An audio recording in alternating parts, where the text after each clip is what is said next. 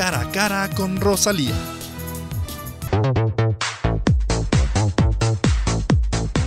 Buenos días, queridos amigos televidentes, y bienvenidos a este programa especial, puesto que tendremos invitados especiales también.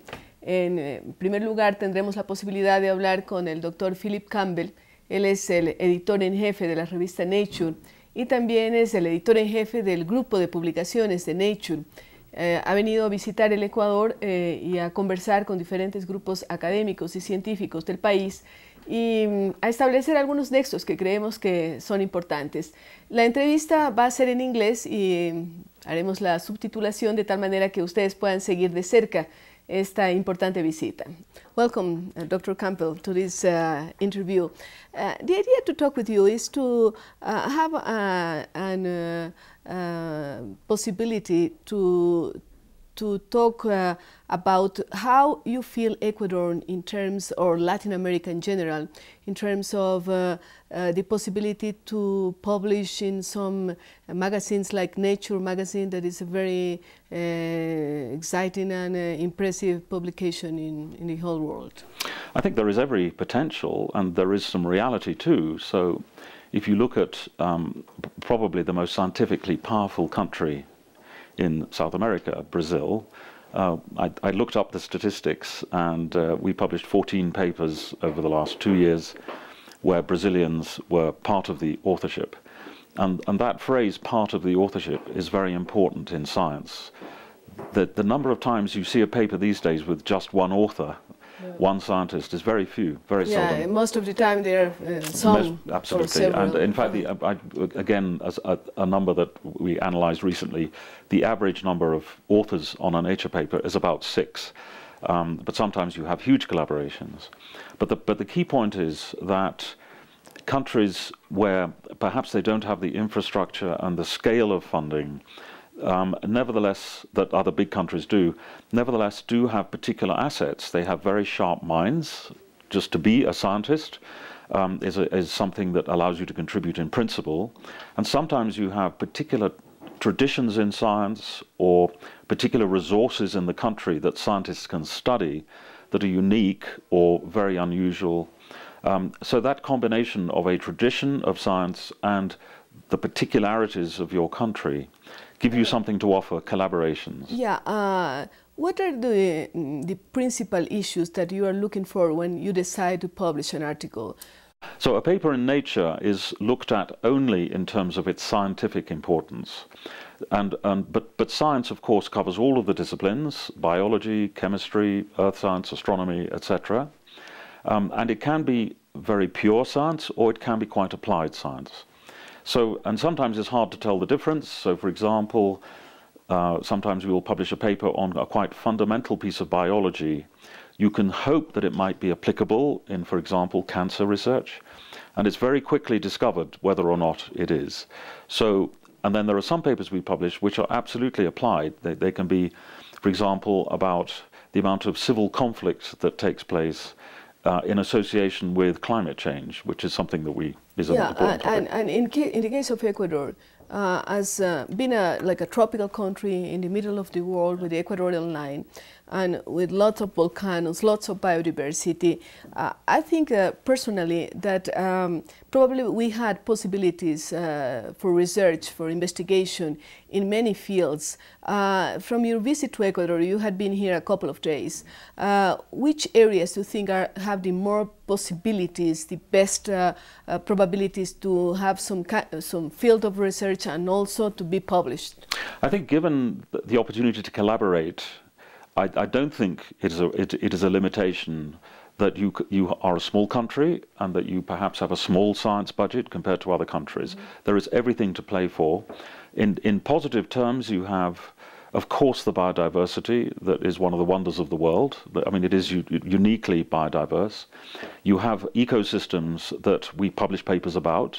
So it's quite clear in biology that ecosystems and the study of ecosystems and the study of evolution can be done, and it can be done at so many different levels. You can get out into the field and measure species.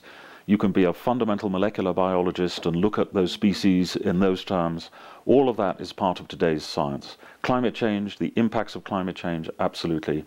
but also the fundamentals of science. And this is where I was speaking about the tradition of science.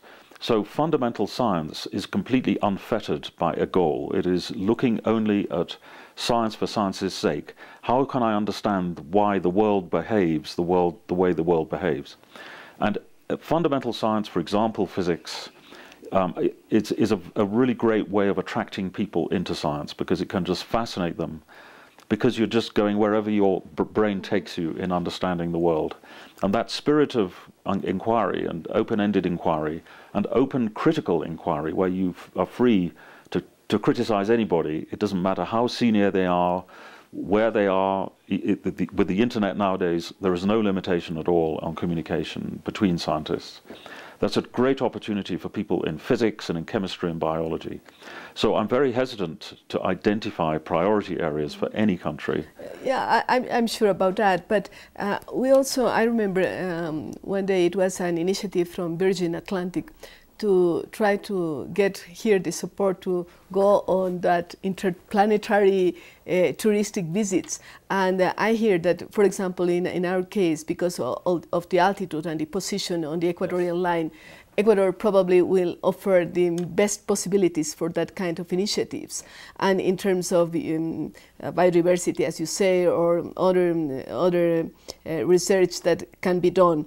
But I want to talk a little bit more about your personal interests, because you are the head of this Nature publishing group, but you also had some other interests in terms of cancer support and also even in music. And I want to like go all around this. Oh, okay. Well, it's kind of you to take an interest. As far as music is concerned, I've always treated that as totally independent of my interest in science. It doesn't have to be with nature. It's your personal interest. Well, it doesn't have to be with nature, but sometimes it is. There is an interesting neuroscience of music. There's no question about that, and the psychology of music. And for some reason, the music itself is so powerfully attractive to me that I just want to do that. And that aspect you're of a composer? And, well, I try and compose just for myself. But I think the other interests you talk about, of course, the science plays a role, but also there are, you have personal interests. I have a relative with mental health problems. I have a relative who died from cancer. So we all have our personal reasons to be motivated in these things. But actually, scientifically speaking, cancer and mental health are very intriguingly next to each other, but also very different. So cancer has this particular property that it could affect anybody, and if it affects you, you feel sympathetic to the person, you want to help that person, and it could be a relative or it could be you. So gaining public interest in funding for cancer research has been something in Britain, at least, that has been tremendously successful. And I'm a trustee of a charity called Cancer Research UK, which takes in about £400 million every year just from the public, not from government, not from anybody else. Yeah. It's an amazing sum of money. People that are touched and want to collaborate. People want to collaborate, people want to help, and they give money in their wills, and they give money through sponsored runs and all sorts of other things. But the other charity that I've just become a trustee of, it's a new charity, is looking into mental health. Now there you have a problem that has just as big a burden in terms of lost days of work and distress, maybe not death, but although, of course, suicides are a big problem. But had a poor quality of life, and the family is affected also. But people's attitudes to mental health are very, very different. And so the charity has the same principle of fundraising, and it is going to be a really interesting experiment to see how difficult that is compared to cancer. So that's an interesting challenge. You would have probably in some years ahead the possibility to compare how people are reacting about cancer or mental illness. Exactly. Because in the world we know, and it is not only, it doesn't happen only in one country or in one continent. You have all around the world problems with mental illness or other kind of situations. Absolutely. But going back to nature, and talking about the scientists and directors and other people and authorities, how do you evaluate? I think it's probably a complicated question, but in a couple of days. But how do you feel the relationship between the public and the private initiatives in terms of science or research or even publications? Yeah. I think in terms of universities that are public and private, for example, if you compare what I see in California and what I see here, I've only been to 2 universities in Ecuador. It's quite wrong for me to generalize. But there is no question that in the universities I visited, there are definitely scientists who are really interested in very basic research, for example, which is absolutely what you should have in a university. So in both universities I met fundamental physicists who had clear interests in trying to deliver fundamental research without necessarily having an application in mind. So that is very valuable, and I'm glad to see that in both of those universities. Now, the private university may find it easier to direct resources in that way. The government or a public-funded university may feel itself obliged, because of public pressure, public interest, to always be trying to solve practical problems. And I think it's important that that is what science is there to do, but it is equally important that you allow science to pursue their own interests in very fundamental terms as well. And you have to have a balance. So my experience, very limited here, is that Ecuador has scientists who are just as enjoyable to talk to as in California. The question is how to make the best of their skills. One of the things I'm interested in all over the world is the difficulties in collaboration. As I said before, collaboration is incredibly important for science. And Ecuadorian scientists can have important things to offer, but if they can't get the equipment, for example, because of customs or the cost of equipment, all sorts of very prosaic practical details, which nevertheless can slow down science for a very long time. Bureaucracy and funding, everybody hates bureaucracy, but it's a constant challenge.